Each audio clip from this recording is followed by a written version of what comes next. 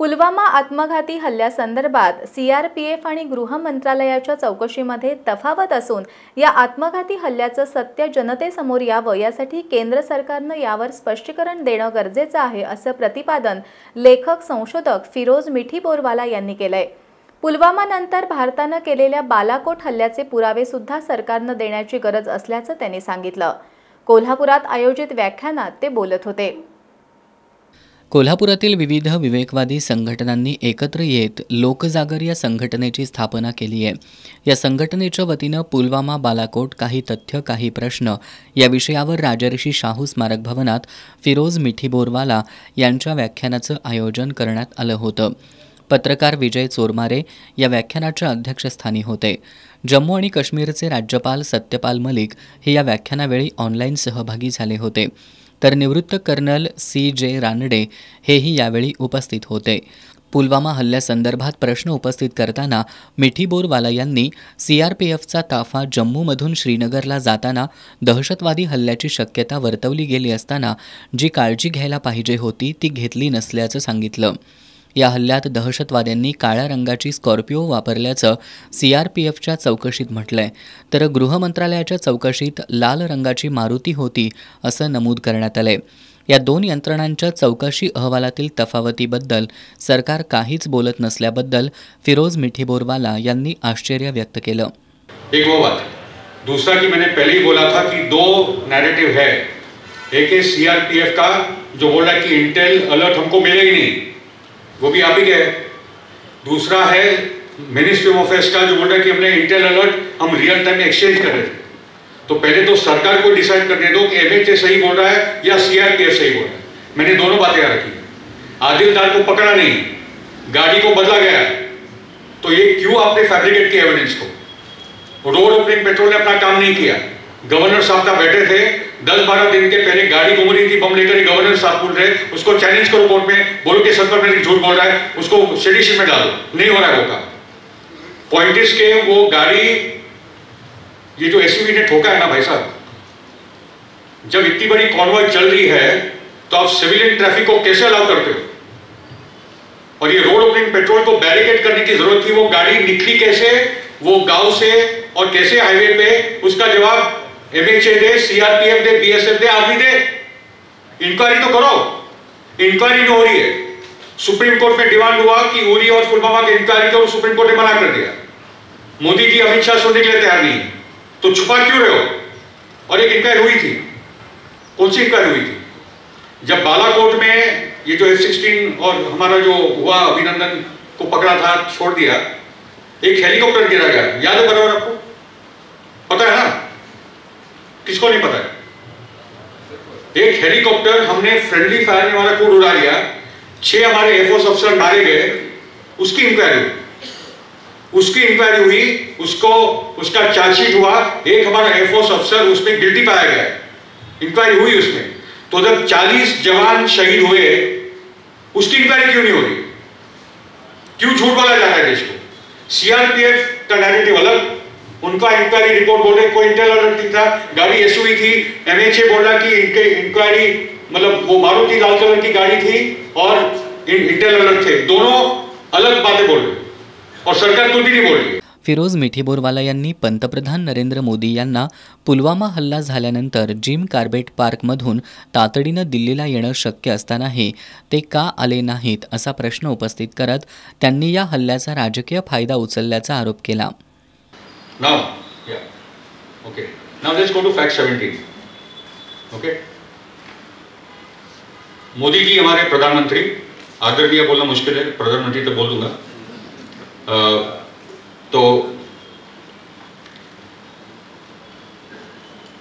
3:10 को अभी टाइमलाइन पे जाते हैं, जो नया टाइमलाइन हमको समझ में आया। 3:10 को धमाका हुआ,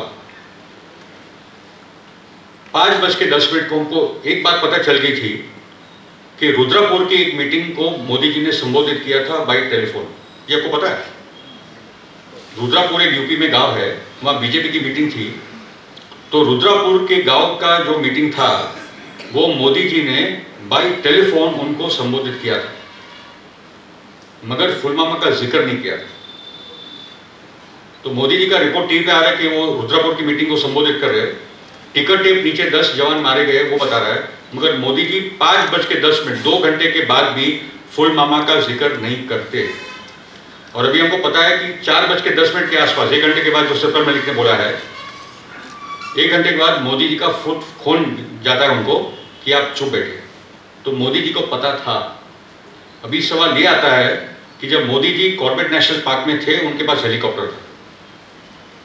जैसे उनको पता चला, अरे सतपाल मलिक को फोन करने के बाद भी तो हेलीकॉप्टर पकड़कर चले जाते दिल्ली।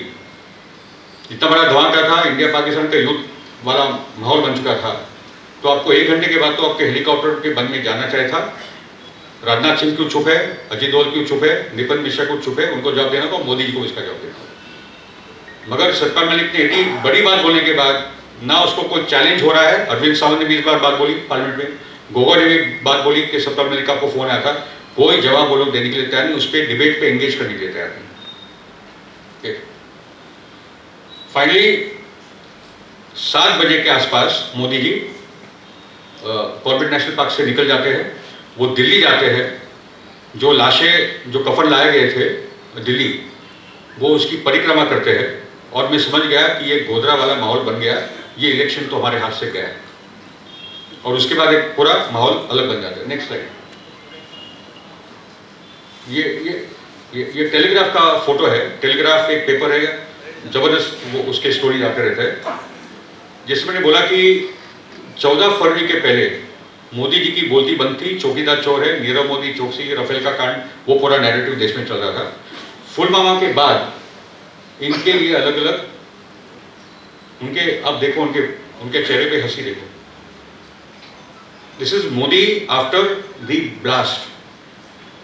कपड़े अलग, रोज हंसी मजाक चल रही है, वो खुश हो गए, भाई अभी इलेक्शन मेरे हाथ में। पुलवामाचा बदला म्हणून केलेल्या बालाकोट हल्ल्याचे पुरावे सरकार का देत नाही असा प्रश्नही फिरोज मिठीबोरवाला यांनी उपस्थित केला। 2 ही सिंपल सवाल है बालाकोट को लेकर, और कुमार केतकर जी वो हिम्मत है, दिल्ली के कन्वेंशन में उन्होंने वो सवाल खड़े किए थे। कोई पॉलिटिकल पार्टी बालाकोट पे बोलने के लिए तैयार नहीं, इसलिए मैं बोला कि जन आंदोलन की जिम्मेदारी है कि हम लोग ये सवाल देश के सामने रखें। 2 ही सवाल है, जो आपने जैश ए मोहम्मद कैंप पे अटैक किया उसका वीडियो एविडेंस हम लोग को दिए, और दूसरा कि जो 300 आपने मारे उसका हमको एविडेंस दीजिए। ये 300 का फिगर अभी आप समझ लो क्या है। 300 300 300 300 300 300। अमित शाह बोल रहे थे वो टाइम पे कि हमको 300 सीट मिलेगी, हमने 300 क्या मारे, ठीक है, हाँ राइट, सॉरी, यस। तो पहला होता है कि हमको 300 सीट मिलेगी, 300 किलो आरडीएक्स का धमाका हुआ और 300 लोग मारे। 300 300 300, एग्जिट पोल 300, रिजल्ट 303। इसको सबकॉन्शियस प्रोग्रामिंग बोलते हैं कि आपके माइंड में ही डाल देते हैं कि ये नंबर आने वाला है, 300 वाला आने वाला है। 300 किलो आरडीएक्स, 300 को मारा, 300 वो सीट मिले, ये इसको बोलते हैं सबकॉन्शियस प्रोग्रामिंग। अभी सवाल ये आता है कि जो विधवाएं, जो हमारे जवान जो गए, उनके विधवाएं, उनकी माँ, उनके परिवार, उन्होंने जो सवाल खड़े किए कि बालाकोट का सत्यम को बताओ, क्या वो भी एंटी नेशनल है? ठीक है। और राजीव त्यागी बोलते हैं कि वो I have written about the futility of attacking terror camps, कि ये टेरर कैंप्स, आप 14 तारीख को ब्लास्ट हुआ, आप 12 दिन के बाद बालाकोट पे जैश मोहम्मद के कैंप पे अटैक करते हो, तो वहाँ तो कोई होने वाला था नहीं, तो it was all political theatre. Okay, बोलते कि पूरा फ्यूटिलिटी है, उसके कुछ मरते मरते नहीं है, और वो बार बार हम लोगों ने पहले देखा है।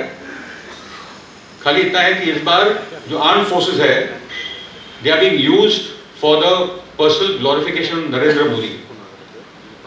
नरेंद्र मोदी के लिए हमारे सेना का राजनीतिक इस्तेमाल हो रहा है। वो राजीव त्यागी फॉर्मर इंडियन एयरफोर्स पायलट लिखते हैं। ओके। पुलवामा आणि बालाकोट संदर्भात सरकारनं भूमिका स्पष्ट करेपर्यंत लोकांनी प्रश्न विचारत राहणं गरजेचं असल्याचंही मिठीबोरवाला यांनी नमूद केलं। हमको पुलवामा के सत्य के ग्रुप्स अलग अलग शहरों में खड़े करने पड़ेंगे, और पैम्फलेट से लेकर पब्लिक मीटिंग से लेकर कलेक्टर को निवेदन देना, जिस दिन एक कॉल, जिस दिन हमारी ताकत और बढ़े, देश भर में हम लोग खड़े हो जाए कि पुलवामा का सत्य की इंक्वायरी होनी चाहिए, ये हमारा डिमांड है। ये मूवमेंट हमको खड़ी करनी पड़ेगी। क्योंकि ये मोमेंट से सरकार डरी हुई है कि जिस दिन पुलवामा का सत्य का सवाल देश का डिमांड बनने लगे तो उसके पास उसका कोई उत्तर नहीं है, क्योंकि हम लोग देखें कि ये पूरे कांड में उन्होंने कितना झूठा फरेब हमारे सामने किया है। ठीक है। निवृत्त कर्नल CJ रानडे यांनी राजकीय फायद्यासाठी पुलवामासारख्या घटना यापुढच्या काळात सुद्धा देशात घडण्याची शक्यता असल्याचं सांगत सर्वसामान्यांनी अधिक सजग राहणं गरजेचं असल्याचं सांगितलं। ये डीप स्ट्राइक है, बहुत सोची समझी साजिश है, ये दूर की साजिश है और ऐसी साजिशें और हो सकती है। हर एक के दिल में ये सवाल है कि भाई ये मणिपुर बढ़ेगा या राम मंदिर को मारेंगे, या महाराष्ट्र में बहुत आला दर्जे के दंगे देखे हमने और उन दंगों को बढ़ के होगा क्या। और मेरे के साथ होता है दंगे बढ़ गए तो शायद उसमें युद्ध हो गया तो क्या, रक्त रंजित सत्ता परिवर्तन का क्या नतीजा होगा, इसके बारे में हमको सोचना ही पड़ेगा, इसके बारे में चर्चा करनी ही पड़ेगी। हमको जो है इस चीज के अंदर रुचि लेनी है। अगर हम नहीं रुचि लेंगे तो हम सबसे बड़े गुनहगार रहेंगे। या व्याख्यानात ऑनलाईन सहभागी झालेले माजी राज्यपाल सत्यपाल मलिक यांनी पुलवामा हल्ल्याचा राजकीय फायद्यासाठीच मोदींनी कसा उपयोग केला हे सांगितलं। या व्याख्यानाचे अध्यक्ष पत्रकार विजय चोरमारे यांनी पुलवामा आणि बालाकोट या दोन्हींची वार्तांकन करताना भारतीय प्रसारमाध्यमं बेजबाबदारपणे वागली असल्याचं सांगत खंत व्यक्त केली। जे पुलवामाच्या संदर्भात मोदी आणि त्यांच्या सहकार्याने जे षडयंत्र केलं, त्या षडयंत्रात सहभागी असलेल्या एका घटकाचा, आरोपीचा असलेल्या घटकाचा प्रतिनिधी इथं कोणीतरी असावा, म्हणून प्रसारमाध्यमाचा प्रतिनिधी म्हणून बोलावला असावा असं मला वाटतं। कारण या एकूण सगळं जे पुलवामाचं षडयंत्र आहे, हे पुलवामाचं सगळं षडयंत्र त्यात मोदी आणि त्यांच्या सहकाऱ्यांना साथ दिली ती भारतीय प्रसारमाध्यमाने। ती 2019ला दिली आणि त्यानंतर 2022 मध्ये ज्यावेळी सत्यपाल मलिक यांनी या संदर्भात काही आपले जे सत्य उघडकीस आणलं, त्यावेळी सुद्धा या मध्यवर्ती धारेतल्या सगळ्या प्रसारमाध्यमांनी या सरकारला साथ दिली। खरं तर ज्यावेळी पुलवामाची ही घटना घडली, त्या घटनेनंतर त्याच्या संदर्भातले सगळे तपशील इथं उघड झालेले आहेत। खरं तर अशी घटना घडल्यानंतर आपल्याला माहिती आहे की आपल्याकडे मीडिया गेल्या काही दिवसात काय कशा उथळपणाने चाललेला आहे।